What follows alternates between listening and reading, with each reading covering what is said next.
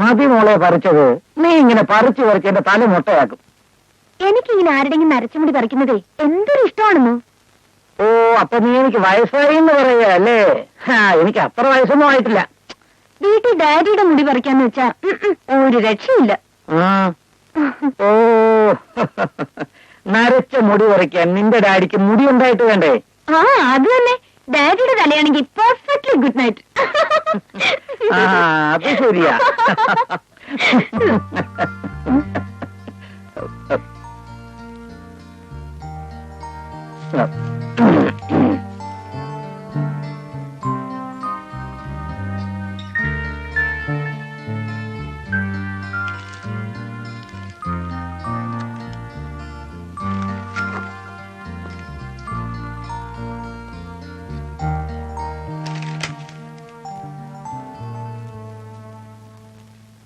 പത്മാവതി, എന്താ മഞ്ജു നല്ല മിടുക്കിയല്ലേ?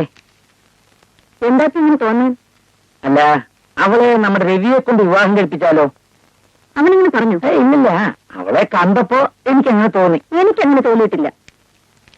അവൻ വിവാഹം കഴിച്ചുകൊണ്ട് വരുന്ന പെണ്ണിനെ ഫാഷൻ പരീഡിന് അയക്കാൻ വല്ല ഉദ്ദേശമുണ്ടോ? ഇല്ലല്ലോ. അടക്കോ ഒതുക്കോ ഉള്ളൊരു പെണ്ണിനെയാണ് ഇവിടെ ആവശ്യം. ഇങ്ങനെയുള്ള പെൺകുട്ടികൾ അവരുടെ സ്വന്തം കാര്യങ്ങൾ മാത്രമേ നോക്കുകയുള്ളൂ. യൂസ്ലെസ്.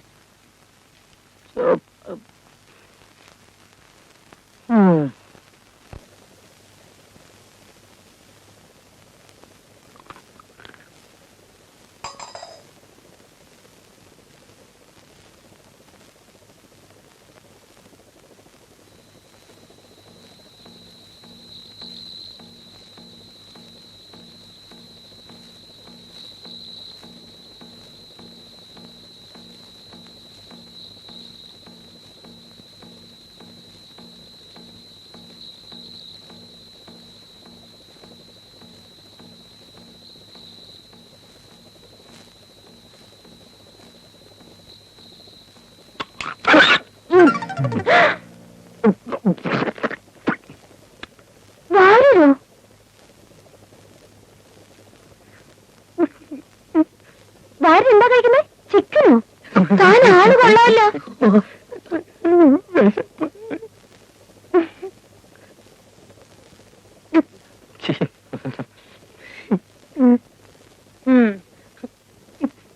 താനല്ലേ പറഞ്ഞത് ഈ വീട്ടിൽ മത്സ്യമാംസം വെക്കത്തില്ലെന്ന്? എന്നിട്ട് താനെന്താ കഴിക്കുന്നത്? ഞാൻ ആന്റിയോടും ചോദിക്കട്ടെ. എന്റെ പൊന്നു ചതിക്കരുത്. ഇക്കാര്യം പുറത്ത് ആരോടും പറയരുത്. അല്ല, ഇതെന്താ വെന്തിങ്ങിയോ? ഇതാരുടെ? എന്റെ. സത്യം പറയണോ? താനാരാ? പറയാ, ഞാൻ ഭാര്യരല്ല, സത്യക്രിസ്ത്യാനിയാ. പേര് വക്കച്ചൻ, വീട് നരണം. ക്രിസ്ത്യാനിക്ക് എങ്ങനെ നായര് വീട്ടിൽ ജോലി കിട്ടും? ഒരു ജോലി കിട്ടാൻ വേണ്ടി ഞാൻ പകല് വെന്തിങ്ങ ഊരി വെച്ച് പൂണൂലിടും. രാത്രി എല്ലാരും ഉറങ്ങി കഴിയുമ്പോ പൂണൂൽ ഊരി വെച്ച് വെന്തിങ്ങ ഇടും. പിള്ളകുട്ടി പരാധീനക്കാരനാണ്. കുഞ്ഞെന്റെ ഭാര്യയുദ്യോഗം വാരിക്കളയരുത്. ശരി, വക്കച്ചിന് ഭാര്യയായി തന്നെ വാഴ്ത്താം. പക്ഷെ ഒരു കണ്ടീഷൻ ഉണ്ട്. കുഞ്ഞ് പറയണ എന്ത് വേണമെങ്കിലും ഞാൻ ചെയ്യാം. താൻ ഈ രാത്രി ഉണ്ടാക്കുന്ന നോൺ വെജിറ്റേറിയൻ. അതൊക്കെ കേൾക്കും. താൻ ഈ രാത്രി ഉണ്ടാക്കുന്ന നോൺ വെജിറ്റേറിയൻ, അതിന്റെ ഒരു പങ്ക് എന്റെ റൂമിൽ കൂടി ദിവസം എത്തിക്കണം. എത്തിച്ചോളാം. ശരി, കഴിച്ചോളൂ.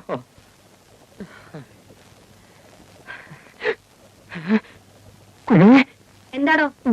എന്റെ ചിക്കൻ എന്തെങ്കിലും കൊച്ചമ്മ അറിയരുതേ. ഇല്ല.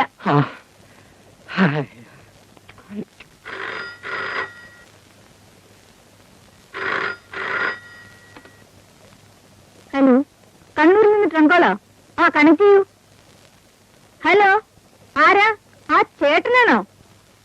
എന്താ ജയദേവന്റെ വിവാഹം ഈ 15-ന് ഫിക്സ് ചെയ്തെന്നോ? Very good. ഇല്ല, അദ്ദേഹത്തിന് എനിക്ക് വരാൻ പറ്റുമെന്ന് തോന്നുന്നില്ല. അദ്ദേഹത്തിന് സുഖമില്ലായിരിക്കല്ലേ? ആ, പിള്ളേരെല്ലാരും വരുന്നുണ്ട്. തലേ ദിവസം തന്നെ അയക്കാം. എന്താ? ആ, ഇവിടെ എല്ലാവർക്കും സുഖം തന്നെ. എന്നാ വെക്കട്ടെ. ശരി. കണ്ണൂരിൽ നിന്ന് ചേട്ടനാ. ഈ 15-ാം തീയതി ജയദേവന്റെ വിവാഹമാണെന്ന്. അവൻ കുറെ നാളായാലും പെണ്ണ് കാണാൻ തുടങ്ങിയിട്ട്. ആരൊക്കെയാ മമ്മി പോകുന്നത്? ഡാഡി ഞാനും വരുന്നില്ല. നിങ്ങൾ എല്ലാവരും പോയാ മതി. അപ്പോ മമ്മി വരുന്നില്ലേ? ഇല്ല, ഡാഡിക്ക് സുഖമില്ലായിരിക്കുമ്പോ ഞാനെങ്കിലും ഇവിടെ വേണ്ടേ? ആ, പിന്നെ ടിക്കറ്റ് നേരത്തെ തന്നെ ബുക്ക് ചെയ്തേക്കണം. വെക്കേഷൻ ടൈമാ, റഷ് കാണും. ശരി. നിങ്ങളെല്ലാം എവിടേക്കാ? ഫാക്ടറിയിലേക്ക്. നിങ്ങൾ ഫാക്ടറിയിലേക്കാണോ? അല്ല, അന്നകത്തേക്ക് പൊയ്ക്കോളൂ. ഫാക്ടറിയിലേക്ക്. നിങ്ങൾ ഫാക്ടറിയിലേക്കാണോ? ഫാക്ടറിയിലേക്ക്. അല്ല, അന്നകത്തേക്ക് പൊയ്ക്കോളൂ. ഞങ്ങൾ പറ്റോ ഞങ്ങള് ആ സുരേഷ്, ദാ. വൈകുന്നേരം വരുമ്പോ കഴിഞ്ഞ മാസത്തെ ഓഫീസ് അക്കൗണ്ട്സ് എല്ലാം ഒന്ന് കൊണ്ടുവരണം.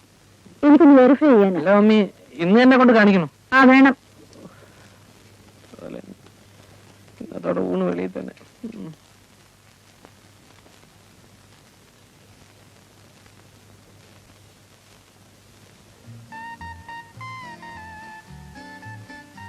May I come in, sir? Yes, come in. Manju, Sridevi ഇവിടെ ഇല്ല, അപ്പുറത്താണ്. ഞാൻ ചേട്ടനെ കാണാൻ വന്നതാ.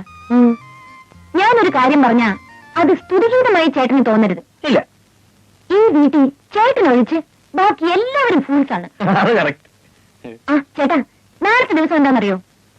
April 1st, അതായത് വിഡ്ഢികളുടെ ദിവസം. എല്ലാവരും ഫൂളാക്കാൻ വേണ്ടി ഞാനൊരു സൂത്രം ഒപ്പിക്കുന്നുണ്ട്. ചേട്ടനോട് മാത്രം പറയാം. നാളെ ടെറസിൽ ഈ വീട്ടിലെ എല്ലാവരും വരും. അവര് ഫൂളാകുന്ന കാണാൻ ചേട്ടൻ ആരെയും അറിയിക്കാതെ ടെറസിൽ വരണം. രാവിലെ കൃത്യം 10 മണിക്ക്. ഇങ്ങനെ ഓരോരോ വീട്ടുകൾ നാളത്തെ ദിവസം അറിയാത്ത ലോകത്ത് ആരെങ്കിലും ഉണ്ടാവും? അവരൊക്കെ എന്റെ പ്രദേശമായിട്ടൊന്നും ജനിച്ചല്ലോ എന്ന് ആലോചിക്കുമ്പോഴാ. അതെ അതെ. അപ്പൊ ഞാൻ പറഞ്ഞ പോലെ നാളെ കൃത്യം 10 മണിക്ക്. ഓക്കെ, 10 മണിക്ക്. നാളെ രാവിലെ 10 മണിക്ക്. ഇവനൊക്കെ അനുഭവിക്കുന്ന എനിക്കൊന്ന് കാണണം. അല്ല പിന്നെ അപ്പോ എല്ലാരും വരുമോ? ഉം. അവരെല്ലാരും ഫുൾസ് ആവുന്ന എനിക്കൊന്ന് കാണണം. പക്ഷെ മഞ്ജു, മമ്മി അറിഞ്ഞാൽ? അതിന് ആന്റി നാളെ ഓഫീസിൽ പോകും. അടുത്ത റിലീസ് ചെയ്യാനുള്ള 2-3 പടങ്ങളുടെ സെൻസറിങ്ങിന് പോകണമെന്നാ പറഞ്ഞത്. അപ്പൊ രാജേട്ടാ, നാളെ രാവിലെ കൃത്യം 10 മണിക്ക്. ഓക്കെ? ഓക്കെ. ഇല്ലില്ല, ഞാനും ഒരിക്കലും വിശ്വസിക്കില്ല. എന്നെ പറ്റിക്കാൻ നോക്കണ്ട. എനിക്ക് അപ്പോഴേ അറിയാം ഞാൻ പറഞ്ഞ രവി വിശ്വസിക്കില്ലെന്ന്. എന്നാലും പറയാമെന്ന് കരുതി. കാരണം നമ്മൾ രണ്ടുപേരും ഒന്നല്ലേ. ഈ വീട്ടിൽ ഇത്ര ഇന്റലിജന്റും ഹാൻഡ്സം ആയിട്ടുള്ള ഒരാൾ രവി മാത്രമേ ഉള്ളൂ. അതുകൊണ്ടാണല്ലോ ഞാൻ വലയിൽ വീണുപോയത്. Thanks for your compliment. അപ്പൊ നാളെ രാവിലെ 10 മണിക്ക് എല്ലാവരും ടെറസിൽ വരും. വരുമല്ലോ? തീർച്ചയായും. ചേടാ, എന്റെ മക്കളെല്ലാം ഇത്രയും മണ്ടന്മാരായി പോയല്ലോ. ഞാൻ ഇവരെ ഇത്രയും കാശ് ചെലവാക്കി പഠിപ്പിച്ചിട്ട് എന്തുവാ പ്രയോജനം? ഒരു ശക്കലം കോമൺ സെൻസ് ഇല്ലാതായി പോയല്ലോ. അങ്കിൾ, ഞാൻ പറഞ്ഞതുപോലെ നാളെ 10 മണിക്ക് എത്തണം. ചേച്ചി, കാര്യമൊക്കെ കൊള്ളാം. മമ്മി അറിഞ്ഞാൽ സ്ഥിതി എന്താണെന്ന് അറിയാല്ലേ. അവസാനം ചേച്ചിയും കൂടെ കാലു മാറി കഴിഞ്ഞാൽ പിന്നെ എന്റെ അഡ്രസ് പോലും കാണൂല. ഒന്നും സംഭവിക്കില്ല. ഡാൻസ് പഠിപ്പിക്കാനെന്ന് പറഞ്ഞോണ്ടാ ഞാൻ കൂടി നിൽക്കുന്നത്. നിന്റെ ഒരു ഡാൻസ് എന്നെ മമ്മൂട്ടിയായി തരാന്ന് പറഞ്ഞ ഒരു കാര്യം നടന്നില്ല. രണ്ടുപേരുടെ കാര്യം ഞാൻ ഏറ്റു. പക്ഷെ നാളത്തെ കാര്യം ഒരു കുഞ്ഞു പോലെ അറിഞ്ഞു പോരുത്.